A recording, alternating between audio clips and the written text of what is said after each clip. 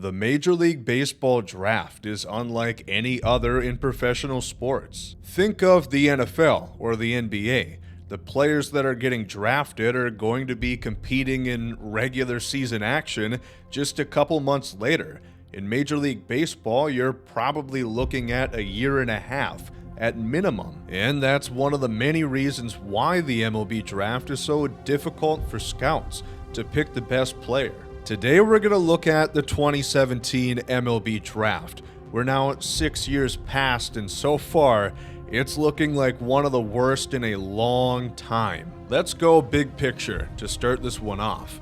The 2017 MLB Draft in 6+ years of time has produced just 2 MLB All-Stars. 2 All-Star selections out of 1,215 draft picks. For comparison, the year prior in 2016, that draft has seen 12 players become All-Stars for a total of 19 All-Star Game appearances. But if you looked ahead to 2018, it's in a similar boat to 2017. That draft also has seen just 2 players become All-Stars, however they have had 3 appearances. It's been made quite clear the All-Star Game is more akin to a popularity contest than a showcase of the league's best players. Let's look at total WAR produced from each draft class. You see, 2016, with their 12 All-Stars, they've accumulated 63.4 Baseball Reference WAR, which is more than double that of 2017, just 30.6 B-WAR. 2018, they have the same amount of All-Stars, but again,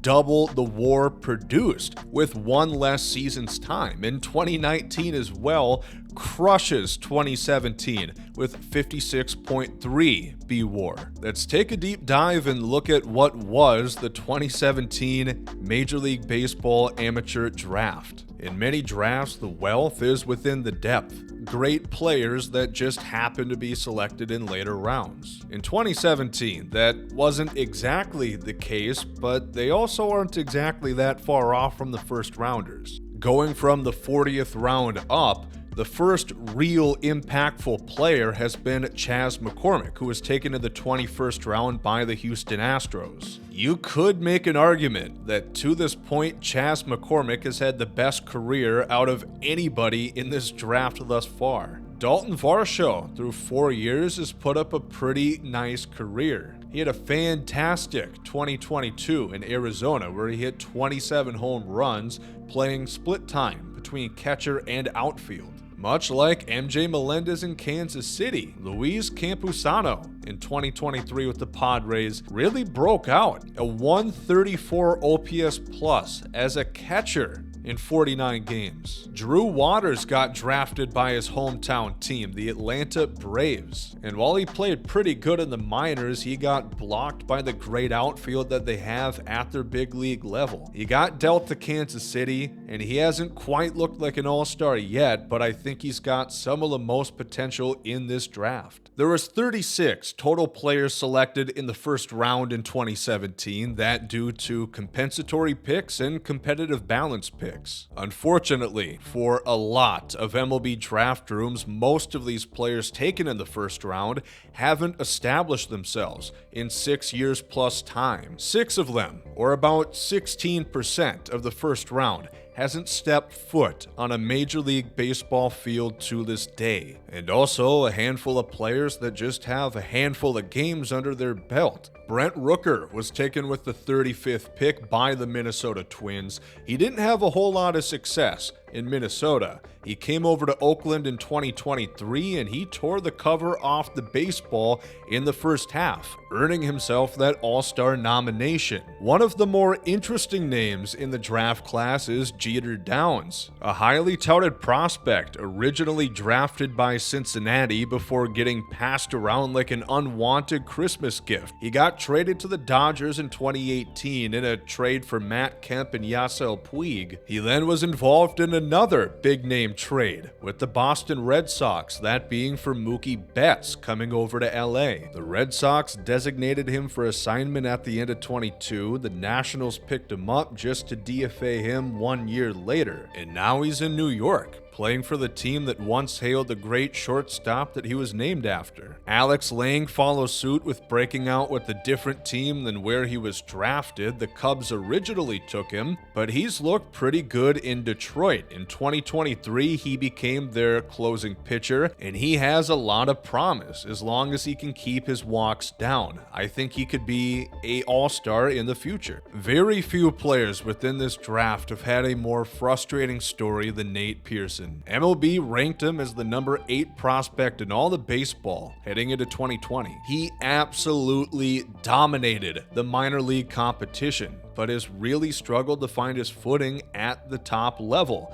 A 5 ERA in 3 years' time, pitching just 75 2/3 innings. He'd been known for his great velocity, regularly hitting 100 miles an hour on the radar gun. The problem is, he has zero command of the strike zone. Nate's allowed 5.1 walks per 9 innings since the beginning of his MLB career. Bubba Thompson is a name that really intrigues me.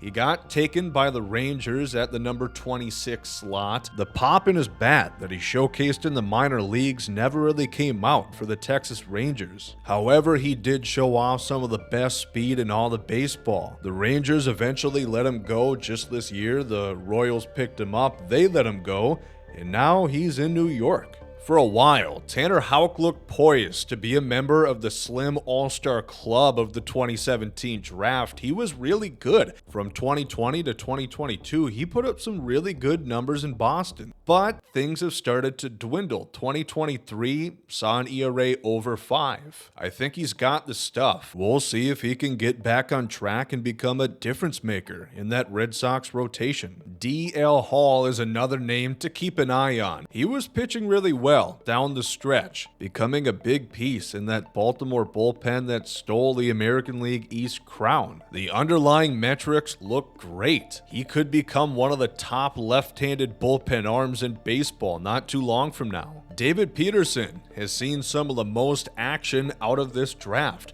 333 innings, and they've been just okay. A 4.5 ERA in his career this far. David's a soft-tossing lefty that's going to eat innings. Probably never all-star caliber, but he's going to stick around MLB for quite a while. Alex Faedo, another pitcher taken by the Detroit Tigers, who I think has a decent bit of promise. I like his slider quite a bit. It generates a lot of whiffs, and I think Chris Fetter has proved as the pitching coach, good things are going to come in Detroit. At the time, there in Seattle, the hype for Evan White was pretty damn high, especially for the front office of the Mariners. Before playing an MLB game, Evan signed a contract good for at least 3 years, up to 6 with club options that guaranteed him at least $24 million and potentially as high as $55 million. He first came up in 2020 and could not hit a lick. A 176 batting average and a strikeout percentage all the way up at 41.6. Later in 2021, things weren't getting much better, and he hasn't seen a day of Major League Baseball since then, and he's since been shipped off to the Los Angeles Angels. Clark Schmidt's path to MLB has been anything but easy. In 2017, while a junior at South Carolina, he had to undergo Tommy John surgery just a few months before the draft. Luckily for him, the Yankees were undeterred, and they took him with the 16th overall pick. Unfortunately for him, the elbow issues were far from over. A common extensor strain within the right elbow shut him down for the majority of the season. It wasn't until 2022 where Clark could be healthy-ish. But when he did pitch, he was pretty good. In ERA hovering right around 3, he looked promising. This past season wasn't quite as good, but it was healthy. The Yankees got a full season. 32 starts. Turning 28 years old in just about a month and only 230 innings under his belt, the future is a bit uncertain. Nick Pratto has been one of the many Royal prospects that haven't panned out. He looked great in minor leagues in 2021 across AA and AAA. He crushed 36 homers. But now 527 plate appearances deep into MLB action, the power has not been there and the strikeout percentage is hovering right around 40%. And here's the other of the two All-Stars, The Marlins took Trevor Rogers with the 13th overall pick. 2021, Trevor Rogers looked great. He had a 2.64 ERA. The strikeout numbers were there. He did a great job eliminating the long ball, just 6 home runs given up in 130 plus innings pitched. But since then, it's been downhill. The next 2 years while battling injury, he's put up an ERA over 5 in his last 120 some innings pitched. Speaking of injury, let's talk Shane Baz, the guy you don't hear quite as much talked about in that Rays-Pirates trade for Chris Archer a couple years back. Heading into 2022, Shane Baz was ranked the number 12 prospect in all of baseball, much thanks to the tremendous year he put up in 2021, where he struck out 113 batters in just 78 and 2/3 innings time. He got his call to the bigs that season and also looked pretty good at the major league level, but injuries have kept him off the field. He didn't pitch at all in 2023, and to this point he's barely over 40 innings pitched. Jake Burger easily could have became the third All-Star amongst this draft. He had a very good 2023. He hit 25 home runs with the White Sox before getting traded to Miami, where he spearheaded a push to get them back into the playoffs. Jo Adell, the number 6 prospect by Major League Baseball coming into 2020, scheduled to join a lineup featuring Mike Trout and Shohei Ohtani. The stars were once again aligning in Los Angeles, but now it appears they may have burnt out. You see the disparity between the minor league statistics and the major league statistics. He is one of the best hitters through and through any level at minor league baseball. It's been a constant jump back and forth from the minor league system back up to the big league ball club that Jo Adell has not been able to adjust to. He's walked at under 5%, struck out at over 35%, but probably the most frustrating aspect has been the defense. Jo Adell was drafted to take the reins in center field over from Mike Trout as he gets older and injuries begin to be an issue. In over 1,300 innings, Jo Adell has -7 outs above average. It's clear to me that the Angels are committed to Jo Adell. If they wanted to trade him, that ship has pretty much sailed. There's not a whole lot of value left in a former top 6 prospect. Keston Hiura broke onto the scene in 2019. He was a rookie phenom in Milwaukee, hitting 19 home runs in just 84 games time. A .938 OPS at second base, a position that doesn't normally yield a ton of offense. And sadly, that first year would mark the best of Keston Hiura. He struggled in the COVID year of 2020, leading the National League in strikeouts, and by 2021, he would get sent down to the minors, becoming essentially a taxi squad member, a guy that would flex between AAA and MLB. He wouldn't see a single game of Major League Baseball in 2023 and has since elected free agency. Pavin Smith was selected number 7 by Arizona. A high selection without much fanfare. MLB barely ranked him within the top 100 the year following the draft, where they normally really boost the guys that just got taken. He's been a solid depth player for the D-backs. He's stuck around the Major League Ball Club, which is a lot more than a lot of these first-rounders have been able to say. Heading into the top 5, Kyle Wright has had quite the story thus far. Kyle was highly touted as a prospect. The hype for when he started with the Braves in 2019 was quite high, but diminished quickly after giving up 19 runs in 19 and 2/3 innings pitched. Things would get much hazier in 2020.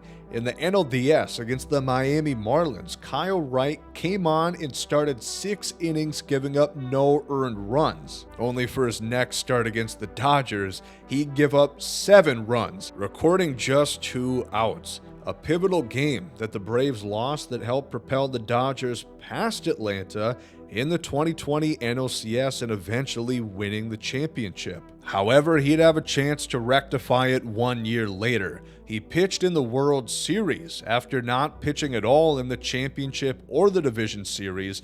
Kyle Wright went 5 2/3 innings, giving up just 1 earned run, a pivotal pitcher that helped the Braves take home the 2021 World Series. And following that, Kyle's 2022 was stellar. He won 21 ball games, a 3.19 ERA in 180 innings of work, netted Kyle as a top 10 Cy Young vote recipient, but that all would change in 2023. Shoulder issues would make it difficult for Kyle to be the pitcher we saw him just a year prior. He had a lot of trouble finding the strike zone, but batters didn't have trouble seeing his pitches. He gave up a 6.97 ERA in just 31 innings, causing the Braves this offseason to ship him off to Kansas City. Brendan McKay was the Shohei Ohtani before Shohei Ohtani set foot on American soil. He was a two-way player extraordinaire at college in Louisville. In his junior season, he hit 18 home runs, an OPS over 1100, and an ERA at 2.5. with tremendous strikeout stuff. The two-way player had become much of a myth in Major League Baseball at that point, but the Rays were committed to trying it with Brendan. So when he came up in 2019, just under 2 years after he got drafted, everybody was watching. It did not go great on the pitching end. Brendan had a 5.14 ERA in just under 50 innings of work, but on the hitting end, Brendan hit his first career home run in just his 9th career at bat. Sadly, Brendan has not played in Major League Baseball since 2019.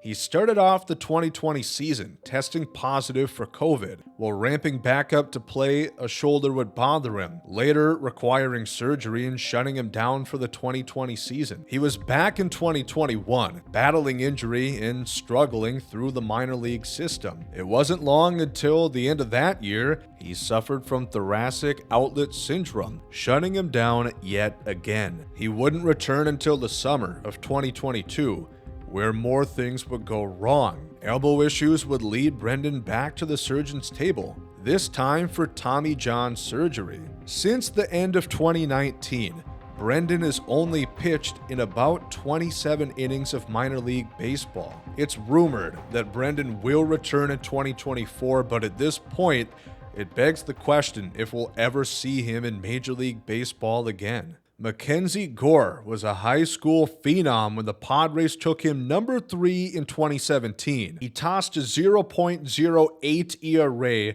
striking out 174 batters in 88 1/3 innings at Whiteville, North Carolina High School as a junior. And what you saw there is what you got early on in his minor league career, 2019. He posted a whip at 0.83 in an ERA of 1.69. That shot Mackenzie all the way up to number 5 in the MLB prospect rankings. And just 2 years later, barely 23 years of age, Mackenzie Gore got the call up to the Padres. And it didn't go so well. Command issues and giving up lots of hard-hit contact led to an ERA at 4.5.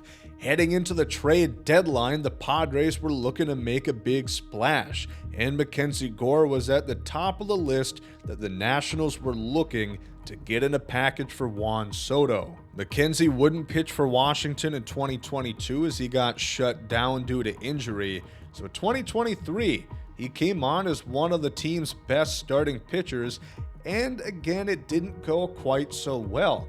He finished with the whip at 1.4. The walks went down, but the home runs went way up. He gave up 27 homers in just 136 innings. It hasn't been the best first 2 years, but Mackenzie's young. He's turning 25 this year. If he can develop those breaking pitches, enticing the batter more, and watch him sweep off the plate generating swings and misses, I think McKenzie's got a very bright future. With the second overall pick, the Cincinnati Reds selected Hunter Greene, another high school superstar. Hunter even had the opportunity to grace the cover of Sports Illustrated while still in high school. And it wouldn't take long until Hunter's career got massively derailed. In 2018, just 70 innings deep into his professional career, Hunter sprained the ulnar collateral ligament in his right elbow, which promptly set him down for the season and would later spiral into needing Tommy John surgery, shelving Hunter Greene until 2021. That season, he would get back on track, throwing over 100 innings and give the Reds enough confidence to have Hunter start with the team in 2022. Hunter is by all definitions a power pitcher. In 2023, he threw a 105-mile-an-hour fastball.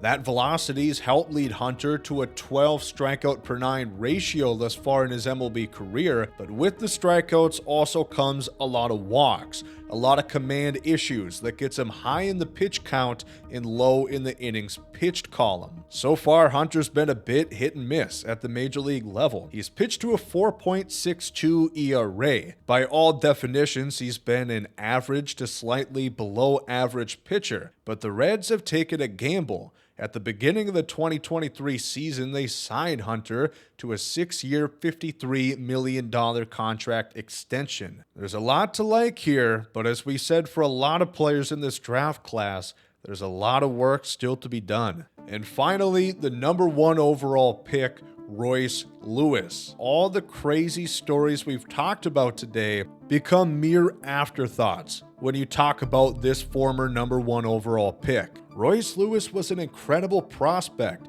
a shortstop that does it all. He can run, he can field, he can hit for power, he can hit for contact. To begin 2019, MLB listed Royce as the number 5 prospect in all of baseball. The 2020 season, of course, was canceled. In 2021, gearing up for the beginning of the year, Royce would tear his ACL. The year-long recovery would have him begin the season in AAA with the St. Paul Saints in 2022, where he looked great. It wouldn't take long until he'd get his first crack with the Minnesota Twins that season, and Royce wasted no time in making a big impact. Batting .300, hitting a pair of home runs, one being a grand slam, while playing great defense at shortstop. But it'd be short-lived. He came up on the 6th of May, and by the 29th, he would tear his ACL for the second time. But the 29th of May in 2023 was the day he would come back. Once again, Royce provided that spark to get the Twins lineup going. It was an incredible 2023. In just 58 games, Royce Lewis hit 4 grand slams, 15 total home runs, all measuring up to an OPS plus at 150. But the legend of Royce Lewis does not stop there.